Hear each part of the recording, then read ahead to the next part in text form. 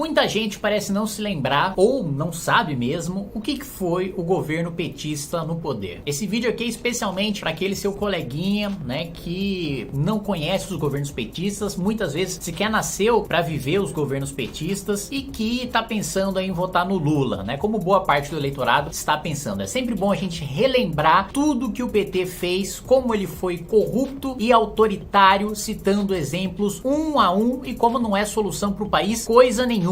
Não é nem moderado, né, como eles tentam passar a imagem hoje, é extremamente radical, é extremamente autoritário, né, não tem nada de honesto, não tem nada de moderado, não tem nada de novo. Aliás, pelo contrário, o que há de mais velho na política, né, e o que há de pior na política foi trazido ou institucionalizado pelo PT, e a gente vai lembrar aqui, ponto a ponto, um a um, cada um dos escândalos e cada uma das medidas autoritárias tomadas pelo PT no poder. Não sem antes, claro, você descer ali o relho no botão de se inscrever no canal, no sininho para receber as notificações e no joinha e compartilhar esse vídeo aí se você estiver vendo no Facebook. Muito bem. E lembrar também, já ia me esquecendo, que nós temos Congresso Nacional do MBL nos dias 18, 19 ou 19 e 20 de novembro. Temos Congresso Nacional do Movimento Brasil Livre. Se você quiser participar, o link vai estar aqui embaixo. Muito bem. Um dos escândalos mais emblemáticos e um dos primeiros escândalos do governo PT foi, ainda no primeiro mandato do governo Lula, o escândalo dos Correios, né, com gravação comprovando que havia um esquema para venda de licitação dentro dos Correios, citando uma indicação política do então deputado federal Roberto Jefferson. E foi justamente o escândalo dos Correios que fez surgir à tona, né, que fez vir à tona o escândalo do mensalão.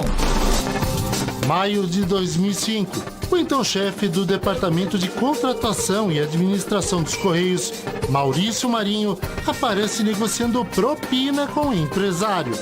Por trás dele estaria o então deputado Roberto Jefferson. O caso desencadeou o escândalo do mensalão, um sistema de pagamentos a parlamentares e partidos ligados ao PT para garantir a governabilidade de Lula. Até então, o maior escândalo de corrupção da história do país, né? Antes do mensalão, você tinha notícia de escândalos de compra de voto de parlamentares por meio de propina em determinados projetos. O presidente da República queria comprar tal emenda constitucional, queria comprar tal projeto de lei, queria comprar tal medida provisória, ele ia lá e pagava propina para meia dúzia de parlamentares, né? E conseguia virar a votação com isso, né? Com parte da votação ele virava comprando os votos. O que o PT fez? O PT institucionalizou a corrupção, a propina como método de governo. Não era para aprovar um projeto ou outro projeto específico que ele pagava propina. Para todos os projetos, para você ser base parlamentar petista, você já recebia uma mesada. Por isso, chamado escândalo do mensalão, né? O PT, e aliás, os petistas adoram dizer isso, né? Que o PT não inventou a corrupção, né? Que os outros governos também roubaram. Mas o Partido dos Trabalhadores foi o único que institucionalizou como forma de governo, né? O que não só mostra de corrupção extrema, né? Você submeter um poder ao outro por meio da propina, como também mostra de autoritarismo, né? Muito bem. Caso Delcídio do Amaral. Delcídio do Amaral era líder do governo PT no Senado e ele tentou comprar o silêncio de um delator que estava prestes a delatar Lula e Dilma. Acabou sendo preso justamente nessa tentativa de comprar o delator, né? Que delataria os escândalos de Lula e de Dilma, aos quais eles responderiam posteriormente. O senador Delcídio do Amaral, o chefe de gabinete Diogo Ferreira e o advogado Edson Ribeiro tiveram encontros com Bernardo Cerveró, filho do ex-diretor da Petrobras, Nestor Cerveró, preso na Operação Lava Jato. Essas conversas foram gravadas por Bernardo. Nelas, o senador teria empreendido esforços para dissuadir Nestor Cerveró de firmar acordo de colaboração com o Ministério Público, ou para evitar que ele delatasse o parlamentar e André Esteves, controlador do banco BTG Pactual. Ainda de acordo com o Ministério Público, o senador teria prometido atuar junto aos ministros do STF para conseguir uma promessa de liberdade para Cerveró. Nas conversas, teria sido planejada a fuga de Nestor Cerveró para o Paraguai e de lá para a Espanha. Eu já até pensei, a gente está pensando em ir pela Venezuela, mas acho que deve se sair com tornozeleira, tem que tirar a tornozeleira e entrar. Eu acho que o melhor jeito seria um barco. Mas porque aí chega na Espanha, pelo menos você não passa por imigração na Espanha. Cassação de José Dirceu. Zé Dirceu, né, uma das principais mentes do PT, né, um dos principais mentes por trás do governo Lula e também do governo Dilma, era um líder incontestável do PT, foi cassado, né, pela Câmara dos Deputados, justamente pelos escândalos envolvendo os Correios e a Petrobras ainda no governo Lula. Silêncio no plenário quando o deputado José Dirceu começou seu discurso de defesa. Dirceu lembrou seu passado político, negou ser o chefe do Mensalão e afirmou que não existem provas contra ele. José Dirceu perdeu hoje seu mandato. Foram 192 votos contra e 293 votos pela cassação. Escândalo dos aloprados, né? Um dos primeiros partidos a participar de um escândalo de assassinato de reputação contra inimigos políticos foi justamente o PT. Parte do PT tentou comprar dossiês falsos contra os seus adversários políticos da época, Serra e Alckmin, né? Eles tentaram comprar um dossiê com acusações falsas de que Serra e Alckmin teriam offshores e estariam envolvidos no escândalo das sanguessugas, o que posteriormente se demonstrou falso, mas esses assessores petistas não só foram exonerados, acabaram presos também, justamente por terem sido descobertos nessa tentativa de comprar dossiês com fake news. Nessa época não existia esse termo, né, mas com notícias falsas, com invenções sobre os seus adversários políticos para utilizar em propaganda eleitoral. Eu acredito com frequência que o senhor quer saber não apenas a origem do dinheiro, mas também quem arquitetou tudo isso ou repetiu isso há pouco. Quando o senhor fala nisso, fica no ar um pouco como que uma insinuação de que os aloprados, essas pessoas podem eventualmente ter caído numa armadilha. O senhor acha crível, o senhor acha possível que as pessoas acreditem que o José Serra fez uma operação para incriminar o próprio José Serra? Eu apenas gostaria de saber quem é o arquiteto da ideia. Quem é que pensou, sabe, que levando algumas pessoas a praticarem um ato ilícito, um ato ilegal, poderia beneficiar a campanha de qualquer pessoa. Mas você acha que isso aqui está fora do PT? Você acha que isso aqui não sei, eu não posso. Veja, eu só sou curioso aqui. Mensalinho do Palocci, né? O Palocci caiu, muita gente não se lembra disso, mas porque foi descoberto um escândalo que quando ele era prefeito, ele aplicava a nível municipal o que o PT aplicou a nível nacional, né? Ou seja, pagava mensalinho para os vereadores da base aliada votarem os seus projetos. Um caseiro semi-analfabeto desmentia publicamente Antônio Palocci, o segundo homem mais importante da República. O então ministro da Fazenda do governo Lula negava ter frequentado uma mansão no Lago Sul de Brasília que serviria para distribuição de dinheiro e compra de influência. A casa, conhecida como República de Ribeirão Preto, era frequentada por assessores que acompanhavam Palocci desde a época em que ele era prefeito da cidade, no interior paulista. O escândalo do vazamento dos extratos do caseiro caiu como uma bomba sob Palocci, que saiu do mais importante ministério do governo Lula 13 dias depois que Francenildo revelou ter visto o ministro na mansão do Lago Sul. Vacari Neto, tesoureiro do PT, né, um dos principais cargos que você tem dentro de um partido político é o cargo de tesoureiro. Foi preso, né, acusado, né, e condenado por cobrar propinas da Petrobras, né? O tesoureiro do PT, João Vacari Neto, foi preso hoje em São Paulo. De acordo com a PF e com o Ministério Público Federal, ele é suspeito de ter papel semelhante ao do doleiro Alberto Youssef no esquema de corrupção, desvio e lavagem de dinheiro na Petrobras. Marqueteiro do PT, o João Santana, né, também foi preso, né, acusado de receber propina da Odebrecht do exterior, ou seja, o PT utilizava escândalos de corrupção com empreiteiras para trazer dinheiro do exterior para pagar as campanhas milionárias que faziam com seus marqueteiros aqui no Brasil. Eles admitiram ao juiz Sérgio Moro a prática de Caixa 2 na campanha de 2010 de Dilma Rousseff. O pagamento de 4,5 milhões de dólares, cerca de 14 milhões de reais, foi intermediado pelo ex-tesoureiro do PT, João Vacari Neto. O pagamento foi efetuado na offshore Shellbill, na Suíça, e que pertence a João Santana, de acordo com Mônica. Sobre o pagamento da campanha ter sido feito no Caixa 2, o marqueteiro explica. Se tinha essa possibilidade de fazer esses pagamentos legítimos, por que esses pagamentos por fora? Eu acho, que decorre da cultura, dessa cultura generalizada de Caixa 2. Eu acho lamentável, é uma coisa que eu me arrependo, inclusive sempre lutei contra. claro, a gente não poderia deixar de falar do Petrolão, né? O Petrolão foi o maior escândalo de corrupção da história do país, tanto em termos de quantia de dinheiro, quanto em termos de poder político envolvido, né? Basicamente, para aprovar sistematicamente os seus projetos de lei, suas medidas provisórias, suas propostas de emenda à Constituição, governos petistas, né? Tanto o governo Lula como o governo Dilma, aparelharam a Petrobras, principalmente, outras estatais também, como ficou demonstrado no escândalo dos Correios, mas a Petrobras era a principal estatal que era dividida entre 3 partidos políticos diferentes, né? O PP, o próprio PT e o MDB, né? Que dividiam ali porcentagens das propinas que eram obtidas em contratos firmados pela Petrobras, junto também a um cartel de empreiteiras, né? O escândalo ganhou nova dimensão quando o ex-diretor de abastecimento, Paulo Roberto Costa, fez um acordo de delação premiada com o Ministério Público Federal em troca da redução de sua pena. Ele acusou cerca de 50 políticos, a maior parte do PT, de receber bilhões de dólares em suborno. Dilma Rousseff, que não é citada nesse caso, foi presidente do Conselho de Administração da empresa nesse período. A investigação mostrou que um cartel de grandes empreiteiras pagava suborno para diretores da Petrobras, políticos e partidos envolvidos nas nomeações desses dirigentes para conseguir grandes contratos. O suborno era calculado segundo a porcentagem de cada contrato superfaturado. Não existia competição real entre as empresas e o esquema permitia que elas inflassem o preço.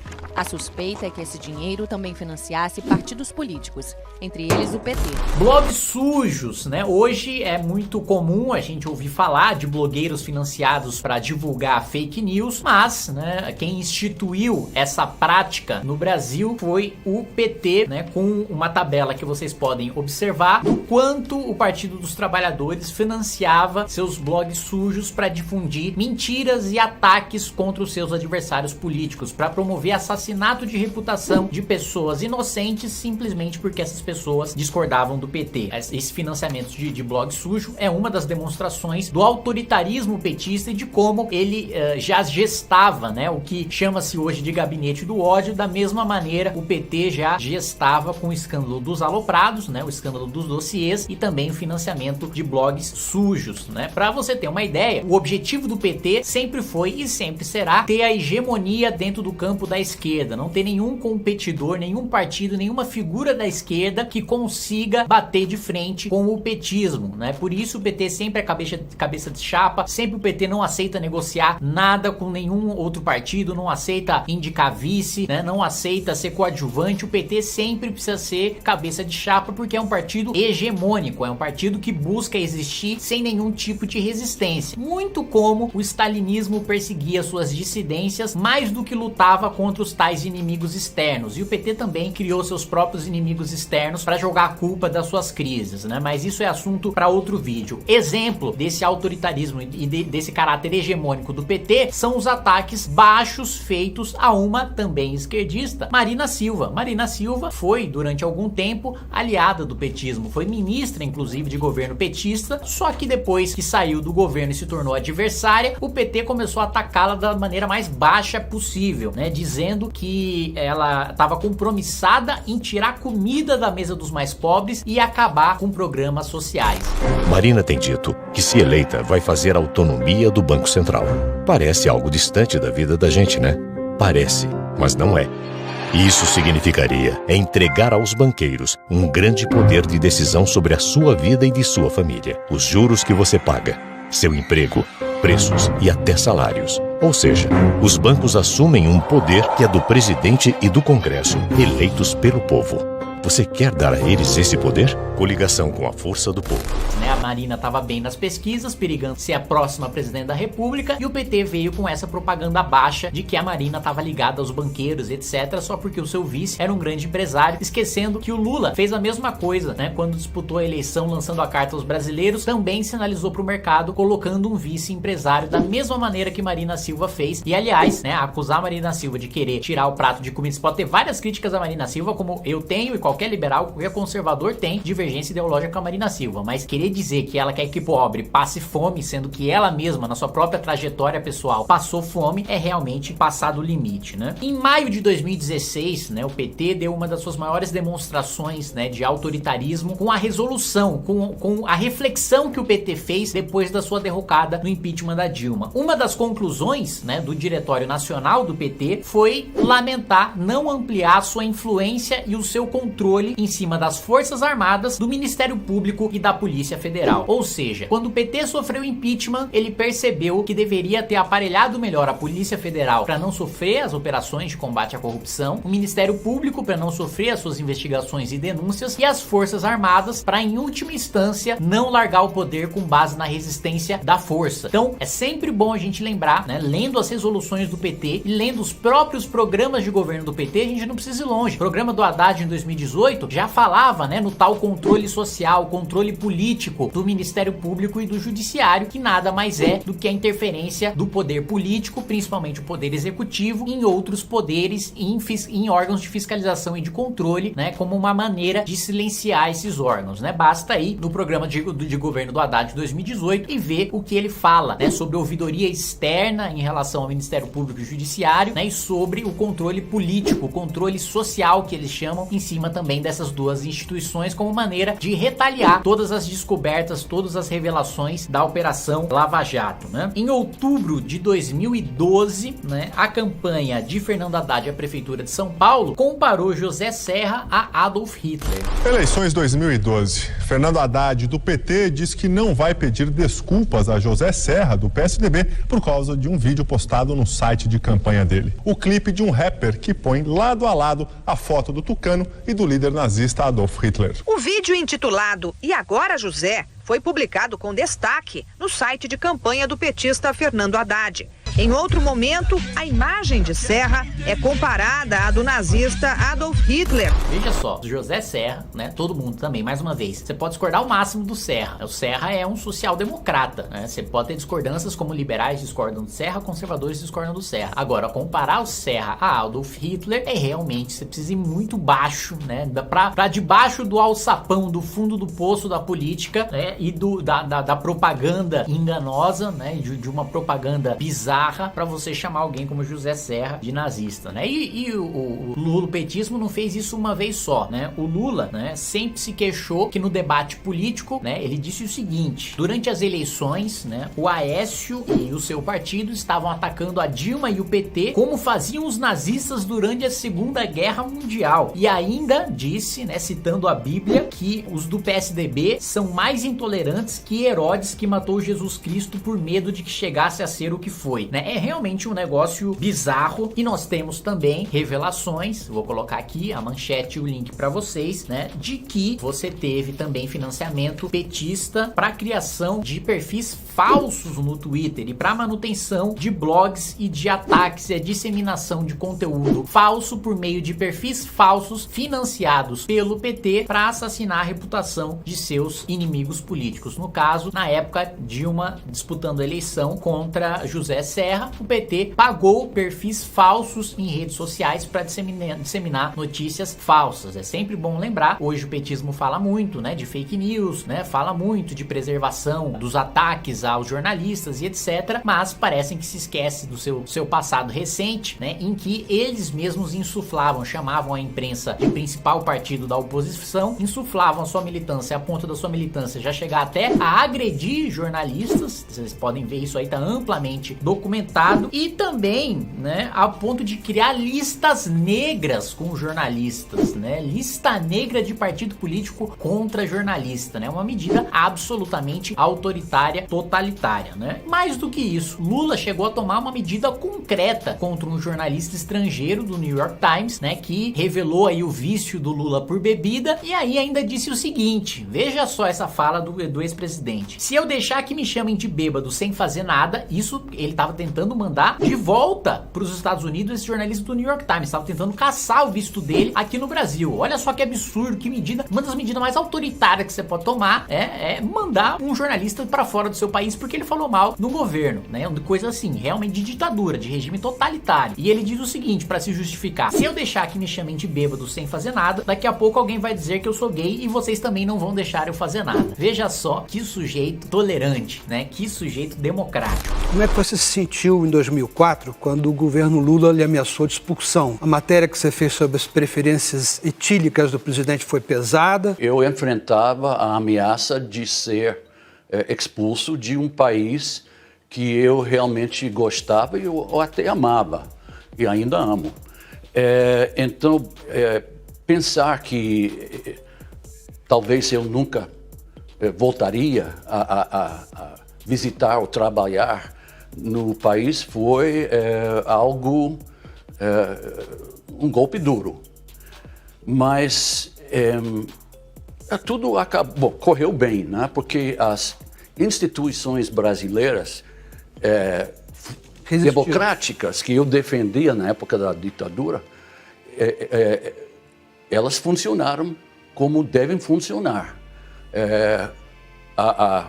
Uma corte baixou uma liminar e o presidente acatou o veredito.